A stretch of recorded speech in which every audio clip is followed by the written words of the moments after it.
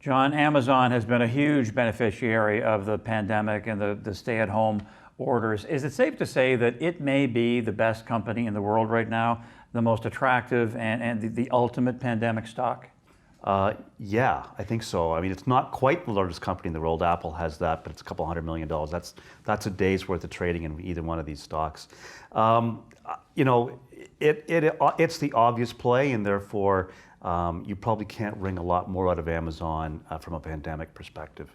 And I think one of the nice things that we're starting to see is that the market is broadening out in its advance. Bank stocks are doing a lot better now. But there's a lot of different ways to play the longer term trends or the impacts of the structural changes of this pandemic. So you've got Amazon with AWS, the big cloud services, which is profitable, nice margins, and it helps to subsidize the massive e-commerce side of the business, which has thin margins. I'm not asking you to get inside Jeff Bezos' head, but clearly he's a visionary. He's looking ahead. What does this company look like in 3 to 5 years? What do you think he's thinking of, and where does he want to go? I think one of the big longer term themes, he's already really told us, healthcare. They have a joint venture investment with Berkshire Hathaway and JP Morgan. Logistics is about 30 to 40% of the cost of the delivery of healthcare. Amazon's the most sophisticated logistics company in the world.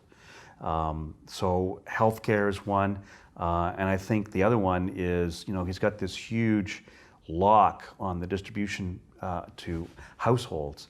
I think anything that touches households, health, anything to do with households is going to be an area of interest, and he's going to go after all of it, I think.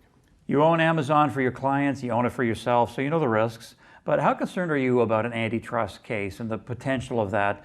Donald Trump has talked about it. Is there the possibility that that could happen? I'm not worried about it, and clearly the market's not worried about it. The company's worth $1.2 trillion. You know, you look at this pandemic and the outcomes of it. We've seen people shopping online more than ever. The penetration of online shopping of a percentage of total retail sales has doubled in the last 50 days compared to what it did in the previous 10 years. And Amazon kind of, you know, not out of its own fault, it was swamped, and their delivery times increased dramatically.